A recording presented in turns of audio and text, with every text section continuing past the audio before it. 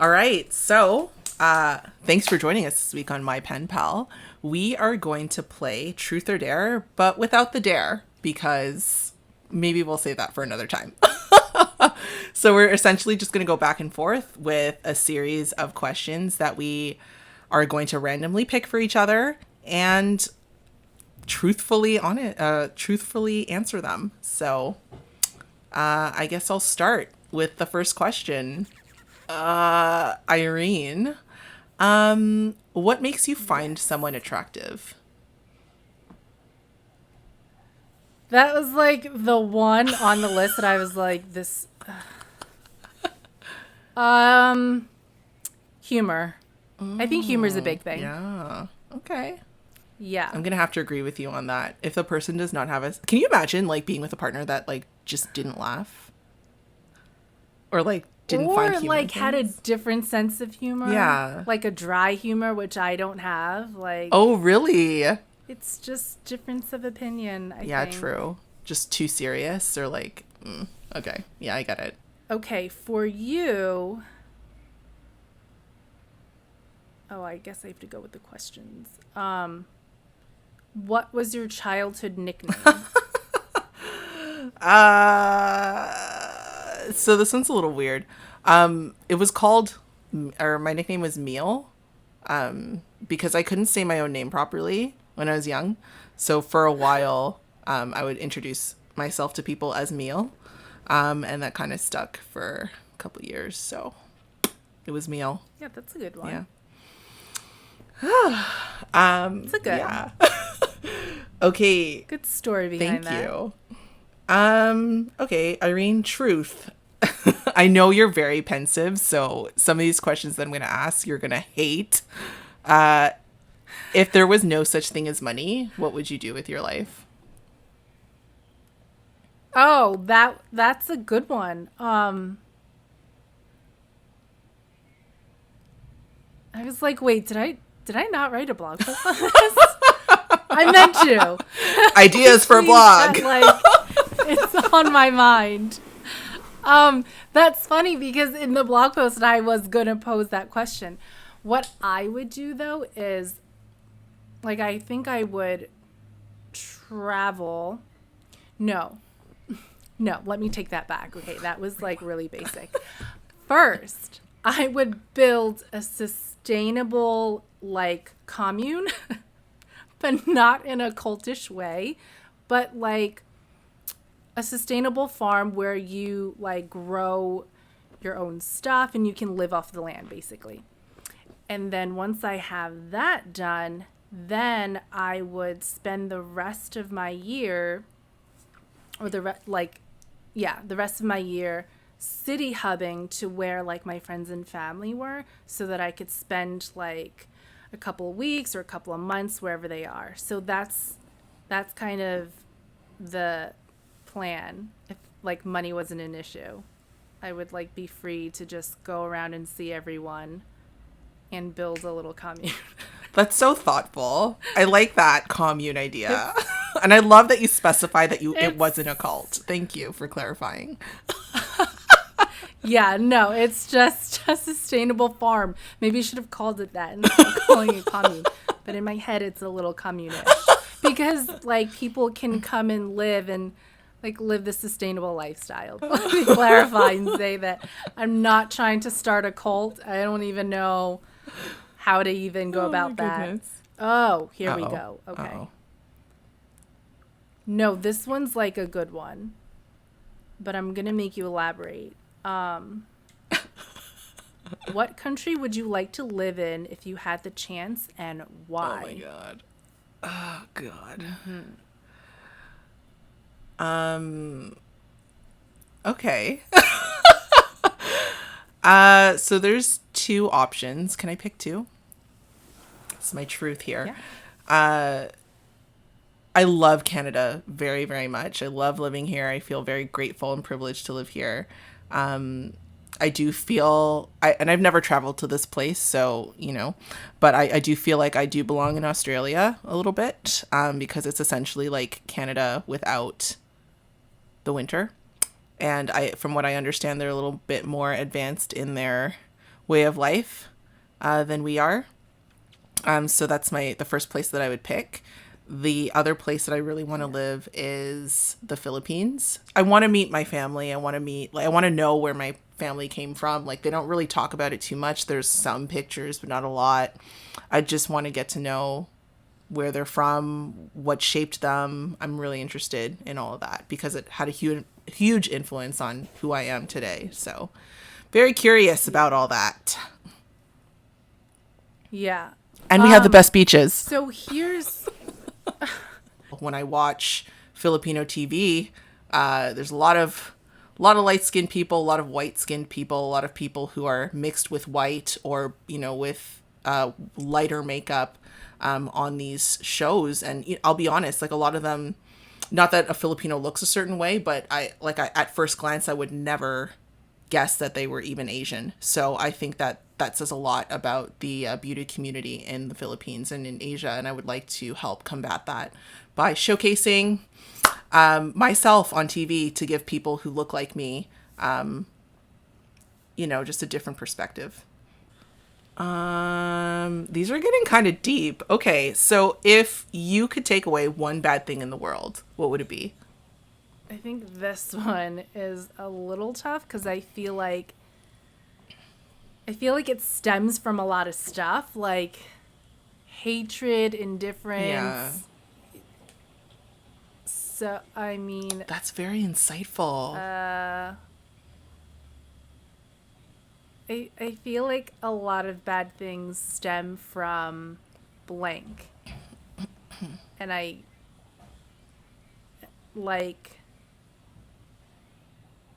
don't know. Like, it's a very heavy one. Like, I'm just a very introspective person, so I'm like, I really have to get this answer right. And I've thought about it, but hate, I think. I think I would get rid of hate. Mm-hmm. Just as general as that sounds. No, that's exactly good. How I would answer that. Like, hate doesn't have to, I think it's masked in so many ways that we're not conscious of, right? Like if racism is masked in hate, which is really masked in fear, which there's just layers upon layers, and judgment is masked in hate, but also masked in insecurity and fear. So hate itself, my response of I would get rid of hate kind of encompasses everything that it masks itself in, so that we would get rid of racism and people hating each other and people being insecure about themselves or about other people, or treating other people badly. That's what I mean by all encompassing. I would get rid of hate. I would get rid of everything that hate stems and roots itself into. But I would also get rid of mosquitoes. On the flip side. Shallow response, so mosquitoes. Deep response, hate. Just say mosquitoes. There are two sides to me, guys. The very superficial side. Oh my God. The very I love it. I love it. That was so good. So, yeah, when you're editing, choose one or the other. That was so Depending good. on time, just cut all that I love out. it. That's amazing. Okay. Wow. That was really good. Okay, truth for you. Ooh, how soon did you realize that you were in love with your partner? Oh man, I don't want to sound like a creep. That's a good question. But I feel like I knew the day, the moment I saw him.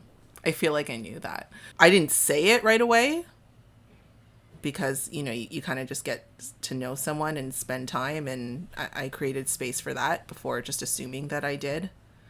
Is there anything specific that made you feel is there anything different? Okay, so I'll share this one little tidbit. So in Mexico specifically, when we were there to celebrate New Year's, I got really, really sick. And for those of you who have been on vacation at an all-inclusive, when you get sick, it is explosive. It's gross. It's disgusting. There's no hiding from it. You know what I mean? Like, it's nasty. And he was cool with it. Like, he was just so with it, like, as if we've been doing this for years. And I think that was kind of like, because that's the first time we said I love you to each other, was during that trip. And with all that happening, oh my goodness, like, for you to say that to me, like, that, yeah. I would say that that's kind of like one of those moments where it's just like, because it's a series of things, right? Like, over time. But that was definitely one of them. Like, I'm not going to get into details. Maybe one day if we ever do the dare portion. But, but yeah, no, I just, yeah, that was definitely one of those moments. Mexico. Getting sick in Mexico. Explosively sick in Mexico. Yeah. Yeah, that's like a true test really early on. Right? I don't know. Not a lot of people would stay for that, you know? Heaven forbid you, like, freaking burp in front of a guy and he'll run for the hills. Like,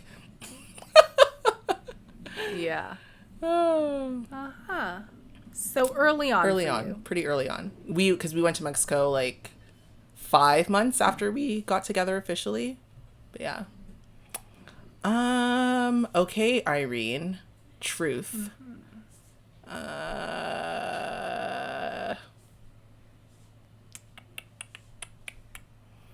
What are the first 3 things that you notice about a person when you meet them? I don't know how to explain it, but like I'm imagining like the introduction and gauging how awkward or how charismatic this person is. That's like the first thing that I notice. Like, how willing are they to be like, hey, or hey, only because I feed off of that. So if you're awkward, I'm awkward. If you're charismatic, I'm charismatic. Yeah. Okay. So that's like number 1. Like, how awkward is this interaction going to be? That's like the main thing. Like, I don't think I notice anything else. Physically? I think I would only notice someone physically if they were like freaking blow your mind gorgeous that you can't even look at them. That's happened recently where I was like, oh my gosh, I can't even. Like, and it wasn't even like I am like sweating for this person. It was just like, you are so physically good looking. It's just hard to look at you. Yeah, that happened. So that only happens if like there's just someone whose features are just so beautiful, you know? Yeah. But other than that, I mean, I don't really know. That's an interesting point. I don't really notice. Yeah, like I don't think I notice, or maybe I do, and then it's just so subconscious. But I don't know that I notice that someone looks good or not, because it's not like in my head I'm like, they look really good, I'm gonna try to get with them. You know what I mean? Got it. Because that's pretty much off the table. So then, if that option's off the table, then you're just a person to me. Unless you are just abnormally good looking, guy or girl, in which case I'd be like, holy cow, she's so pretty, or something like that. For sure. But I think that's the only time I really notice like how good someone looks, when it's just in your face. Yeah. I want to ask like, what's the craziest thing we did together? But we've only been together once physically. I have an answer to that, actually. I do. Do you? Yeah. I was it the drunken night? No. Okay, what's the craziest thing we did So together? it might not seem crazy to other people, but I thought it was pretty crazy. We went to church together on like a Thursday, right? Yes. I had never done that with a friend before. Like, I had never been to church with anybody. So I thought that was pretty crazy. I never thought that I would have to. Like, it's not something that I thought that was, like, weird or anything. It's just, like, I never thought to go to church with a friend. Like, when I go to churches with my family or for, like, an event, like, someone's getting confirmed or something. I'm Catholic. And so is Irene, actually, which is why we were able to go to church together. I mean, not that it really matters, I guess, but, like, we went to church. It was All Saints Day, which I don't think that I've been to church for All Saints Day for in a long time. And we just finished a course, and we sped over to like the north end of the city to get to a service that was happening on a weeknight or something like that. So yeah, we went to church together. Yeah. We like made it happen. Like, it wasn't like we're just gonna go. It was like we're running out of time. It already started. It's like straight cross town. Yeah. Yeah. We like. Yeah. And it was an interesting service. It was we ended up it was interesting. I'll just leave it at that. It was different. It was different than, I didn't really know what was going on, and this is like someone who goes to church. But yeah, I was done after. Yeah. The parts I knew. Yeah. Yeah. Yeah. So. But it's interesting how church switches up on you. Yeah, yeah, so. Right? This is not a church that I frequented at all. It was a church I was familiar with because it was one that I used to go to as a kid. But yeah, no, I don't know this priest or this, I don't know anything about it really, other than it was open and available for us to go to. So, it was an experience. It was pretty crazy to me. I thought, because we acknowledged it after. I think we might have even hugged after, because it's not something, like, you brought it up, actually. You were like, I had never gone to church with a friend, and I'm like, yeah, neither have I. Like, I didn't even think about that. So I thought that was pretty crazy to be able to share that experience with you. Because people have conversations about religion sometimes, like, amongst friends, but how often do you experience the same thing at the same time and then go and talk about it? Like, we were both there experiencing the same thing, and then we got a chance to kind of discuss that. So I thought that was pretty cool and crazy. Yeah. I think for me personally, going to church with someone is very intimate. Yeah. Only because it's like something that I do now on my own. I like used to go with my mom when I was still living in Philly, but it's become something that I just do because nobody, like, I don't know any practicing Catholics, so I go by myself. And it's kind of like inviting someone into your meditation or into your quiet time. So it was very intimate, and made it very meaningful. Oh, well, I appreciate that because, I can't say that I would just do it with anybody, if I'm being honest. And, like, I like to think that because you're so introspective, I feel like you would be very respectful of that space too. So I don't think I thanked you for this, but yeah, thank you for letting me join you in that, and, being so open to me sticking around for that. Like, that was pretty cool. So it's definitely a unique experience that I can say not many people have done. Yeah, we packed a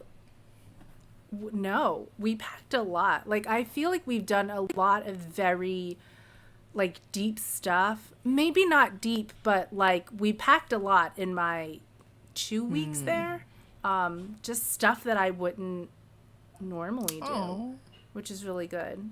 Oh, yeah. That's sweet.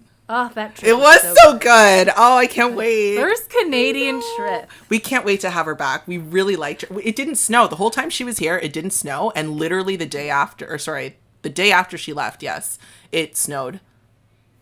It snowed.